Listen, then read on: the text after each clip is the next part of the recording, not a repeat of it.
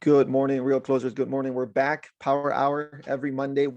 If you haven't noticed, we shift the time from 8:30 Pacific time to 9:30 Pacific time. So every Monday, and this is where we talk about everything that has to do with how to get more business, right? Whether it's listings, buyer leads, seller leads, and we do it in a way where we talk about specifically in relation to when you try to scale a team, right? When you try to get help. And today specifically, we're going to talk about something we talked about before, which is Facebook advertising, Facebook leads.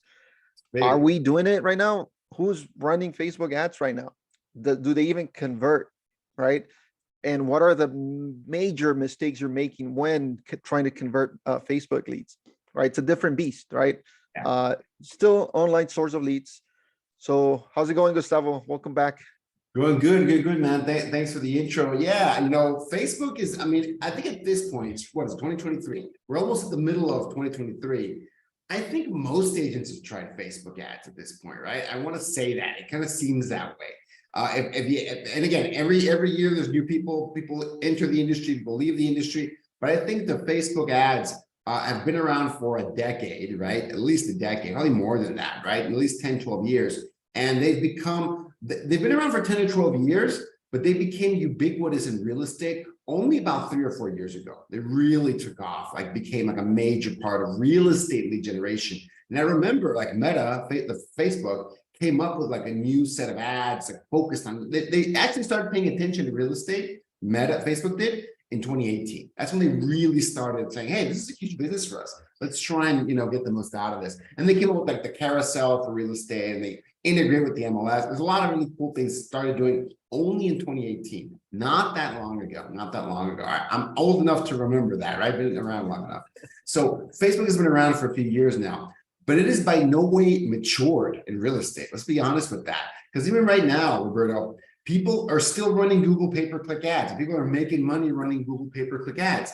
Google pay-per-click has been around for almost 23 years, just so you know, okay? Not a new ad product. It is not a new ad product, right? People are still using it and are still being successful with Google pay-per-click ads.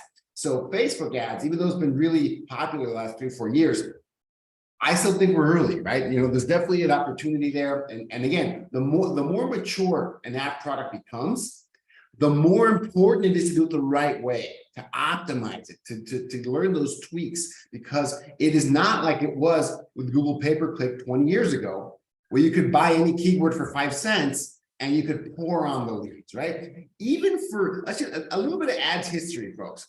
Google pay-per-click has been around since 2001, but it didn't become mega popular in real estate until the crash of 2008. That's when after the crash, right? When people were like, okay, that was a massive reset, tons of people looking for new strategies for lead generation. That's when it became super popular, at least with real estate. They hit critical mass with real estate. And a lot of the mega teams that emerged after the crash were invested heavily in Google pay-per-click. It was super popular back then. Craigslist, Google pay-per-click, there was a lot of innovative strategies, super innovative 10 years ago, 12 years ago. Not so much anymore, right? So, but you always got to be looking at the next thing. And maybe, 6 months from now, Roberto, we'll be talking about TikTok ads. TikTok ads only came out less than a year ago, right? And people are I haven't heard of any real estate people yet that are killing it. They haven't really figured it out. But a lot of direct-to-consumer brands have had a ton of success on TikTok, tons. So maybe that's the next frontier. YouTube ads, right? They're a little bit harder to figure out, but that can be a great option, right? So there's always different categories. Facebook just happens to be the most popular one right now, in this moment, and doing it the right way can be a challenge, right? So I'm going to talk about the biggest mistakes people can make when talking about working with these Facebook ads. And number one should be an obvious one. Maybe it's not, right? I want to talk about the conversion, but the conversion starts with the creative, right? That's when you start the conversion process with the creative. And a big mistake SE agents make is number one, they've got the wrong creative, right?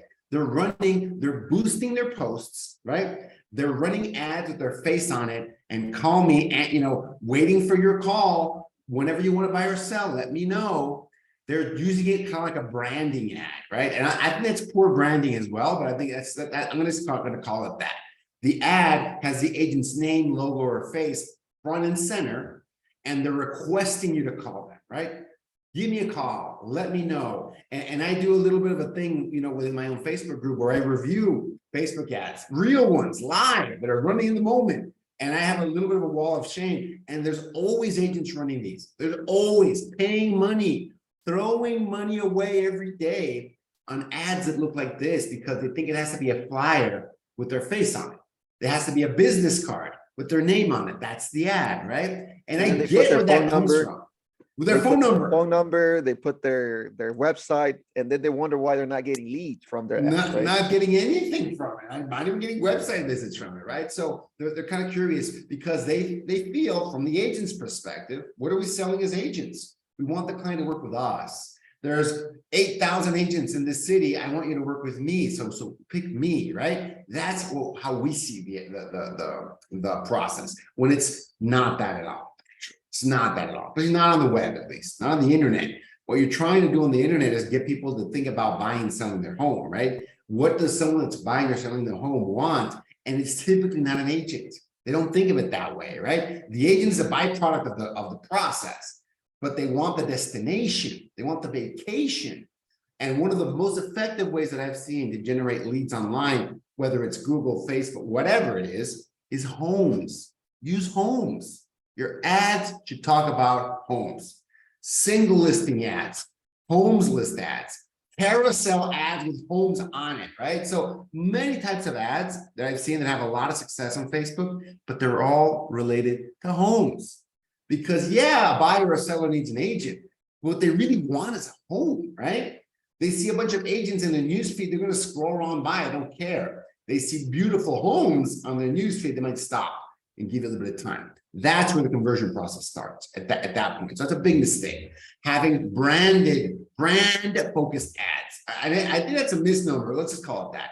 Brand-focused ads that promote your brand instead of what the buyer actually wants, which is a home. Okay, that's one mistake. Another mistake, right? Let's go further along the process. That's the creative. People are interested in the creative. They just, in your offer, in the creative, they're interested, they're willing to give you their name, email, phone number in exchange for something, right? It might be information about the home. It might be a list of homes in that area. It's got to be something related to a home. That's what it has to be. But let's say they're willing to give you their name, email, phone number. It's very easy to do that on Facebook. Boom, here you go. Now give me what I want, right? That's the next phase of the conversion process, okay? They give you their information and you got to reach out, okay? You got to reach out, boom, it's either on, maybe you've got some chat automation in there, you've got an AI assistant, you're a texting automation, you're picking up the phone, all of those things are valid. The goal of all of those things though, is to end up on the phone with them, okay? That is the goal of all of those things. And a big mistake that I see agents make, mistake number 2, is when they get someone on the phone, they misunderstand where they are in the buying process, okay? They misunderstand it, and this takes many forms. But the basic way that I like to describe it is that we get on the phone with a lead. We want to ask them, are you pre-approved? When's your time frame? How many bedrooms and bathrooms do you want? And those are questions that are really clear to someone that is 2-3 months from purchasing a home, okay? Which is what we want actually as agents. We want that. We want them to be in the final, because the process of convincing yourself and getting home is 8-9 months, a year long process. We want people to be at the end of that. That's what we want, okay? You're seeing a trend here. When you focus on what you want and what's interesting to you, that's usually not the right thing, okay? It's usually not the right thing. We want to figure out if these people are in the bottom of the process yet, and if they're not, they can tell we don't want them, okay? Our questions sound like someone that's trying to find out if you're at the bottom of the process. Yes or no? Okay, then we almost want to say, you know what, call me when you're ready, okay? I'm going to be here, here's my number, call me when you're ready, because you're not what I want. Even though we don't say that, our questions, our responses, our demeanor says that, okay? Because we are not who they want. And they are happy to tell us that. Oh, no, I'm just getting started. I'm not who you want to talk to right now. You don't want to talk to. It's unnecessary, isn't it? Isn't it? And there's agents that agree with them, which is the worst thing ever, right? They agree with them on that point. And I think like, I want to pull my hair out, right? Like, no. Your response to that should be, that is awesome that you're just getting started. I love working with people that are just getting started because that's where I can add the most value, okay? If you change your mindset, your approach to give that message instead, you're going to get more engagement. People are much more likely to respond to your next call and your next text message because you're focused on showing them some value today, even if they're 6 months out, even if they're up to a year out, which a lot of these leads can be a year out. But even the ones that aren't a year out, they're going to give you that response. They're going to try and get you off the phone. No. I'm just browsing here. I'm not doing anything serious. Come on, right? They know this, folks. I mean, come on. We've been generating leads online for 20 years now. Okay. The leads know what we're up to. They know what we want to do. Okay. They know that we want to find out if they're going to buy or sell right away. And so they're just really telling that they're volunteering. I'm not what you want. I'm just getting, I don't want to commit to anything. I don't want to commit to anyone. What they're really saying is they see no reason to. Okay. There's no reason to do that. The agent's the last thing you get, right? I mean, you get the mortgage, you get the agent, then we're done with that. Right. So they don't see any reason to talk to you at this point. So it's your job. Instead of, another way to say this, Roberto, is when you first talk to a lead, first contact, it's not just about setting the appointment. The most important thing you have to do on that first contact is showing them some value, teaching them something they don't know. That's another way I like to say that. Okay. That should be your primary focus. You got to be primarily focused on that. And it leads into my third mistake I want to talk about today. Okay. Because another mistake agents make, number one was the ads, branding ads. Number two is not understanding that flow, where the lead is at and focusing on that. Number three is tied to that in that you've got no script when you're approaching these leads. You don't know what to say. You're kind of winging it. And I see this in every way, shape, or form. You know what? I'm going to drop a question today in Real Closers to see what people think about that, about scripting. I think it's always a really good debate because I love seeing the different opinions, right? Because usually, and we'll talk about this next week, Roberto. I'll drop a question. We can discuss that next week about scripting. But scripting is not intended to make you sound like a robot. That's a terrible script or a terrible execution of a script. What I mean by scripting is that you go in there knowing how to respond to someone who just wants to get you off the phone. No, I'm just getting started. No, I don't really need your help right now. No, I'm not there. I'm just browsing. I don't need you, right? And the agents that agree with that don't understand scripting, my opinion, right? That's an objection. You've got to handle that objection in a professional way, right? In a way that the lead is more likely to give you the outcome that you want, okay? It's the lead is more likely to give you the outcome that they want. It's 100% their choice. You can't make them say what you want. It's impossible to do. But there are ways to make it more likely to get the outcome that you want from that conversation, okay? That's what I mean by scripting. And if you approach these conversations winging it with no idea what you're going to say when they give you the most obvious objections in the world, with no idea how to even start the conversation in a professional and useful manner, and you're just kind of winging it and you don't get the outcome you want, I feel you've got no one to blame but yourself, right? And a lot of those cases, not every case, a lot of those cases, right? That's my opinion. That's mistake number 3, okay? Mistake number 4, all right? We've talked about the creative. We've talked about the importance of first contact and scripting for that in situation, right? Number 4, follow-up, okay? And this is where, again, I built a company around this mistake number 4, okay? Well, you can argue we've worked with all of them, but this is really where our company comes into play because we help agents do this because agents really struggle with this, okay? So I want to distinguish this a little bit, Roberto, because people just think you have to pound the phone or they think you've got the automation and I'm good. And I go, you got to be careful with that, right? Because I would say there's an amount of follow-up and calling and attempts you do with brand new leads that come in. And that's intense. You got to hit them hard. Boom, boom, boom. The automated emails and texting and the calls make a big difference there. You got to be intense early on. And then maybe tail off a little bit later, right? That's what you got to do. The other part of this is when you contact the lead. Yes, you can rely on the automation for subsequent follow-up. And some of these CRMs are getting really good at this, the nurturing automation, right? But in my very humble opinion, the phone is still the best way to follow up with an already contacted lead. And whether you send them a text, you send them an email, or you make a call to these leads, contacted leads, it has to be personalized, right? You got to pull out something relevant you talk to them. One thing I always tell my team when they're doing follow-up with leads is never leave the CRM without putting your notes in that previous conversation. And always drop the next question you're going to ask when you speak to them again. relevant to their situation, relevant to their job change, relevant to the school year, the school district, whatever it is. Make sure you've got the next question. Give yourself a heads up for the next follow-up. It could be a month out.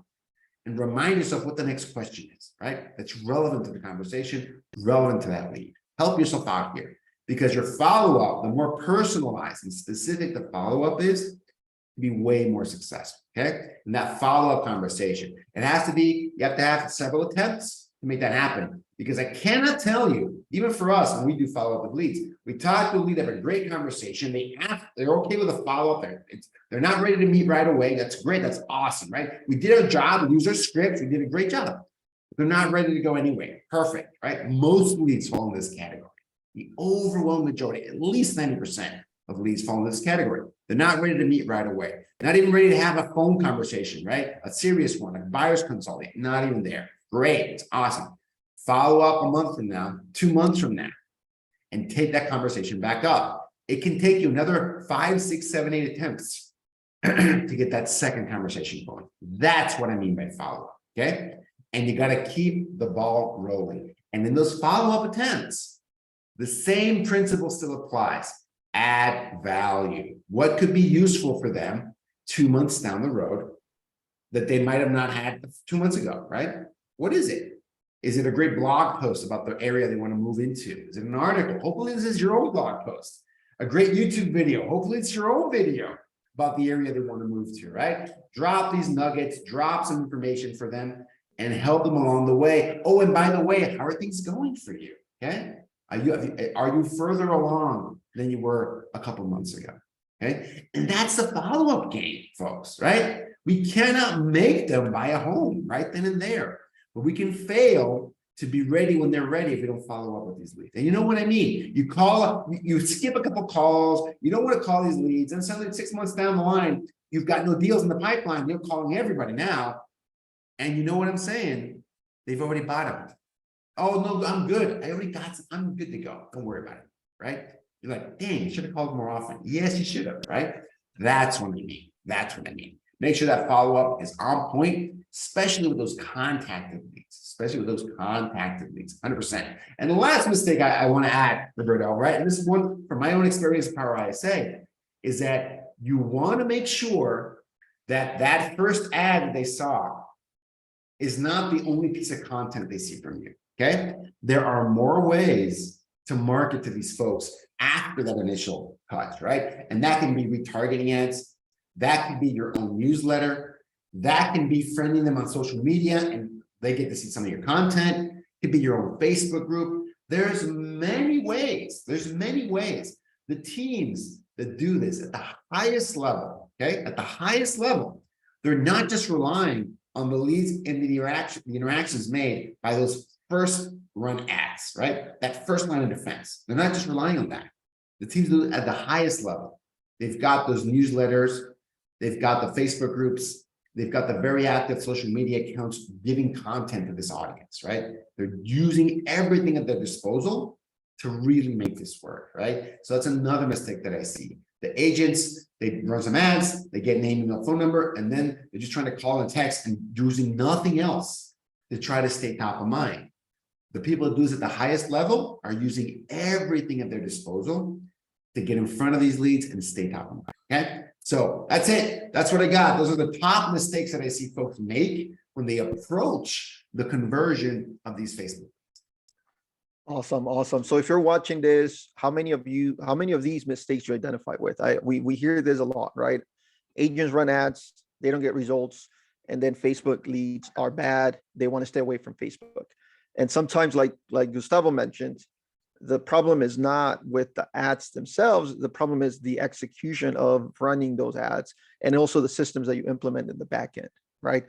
And it's something that I like to tell agents is that Facebook ads will give you results, but not right away, right? Don't expect results to come like overnight, right? You're not going to have, you may be able to get some of the low-hanging fruit, but don't set your expectations based on those, right? The expectations from Facebook advertising are usually long-term, 6 months, 12 months, constant follow-up, constant nurturing, implementing systems, right? Automated systems. You have an IEX website, implement those into your business. Follow up. Consistency over time is what gets you results with Facebook advertising. We're going to be back again next Monday. If you have questions about Facebook ads specifically, I know, Gustavo, you've done a couple lives on what are the Facebook ads that are working right now. If you guys are interested in doing that, comment, and we'll probably do that next week, or whatever you guys want to talk about during Power Hour. This is That'd what be we're here awesome. for. We can do a great presentation on that, and we can share it. If folks are interested, let us know. Sounds good. We'll see you again next Monday. All right. Thanks, everybody. How are you going? Bye.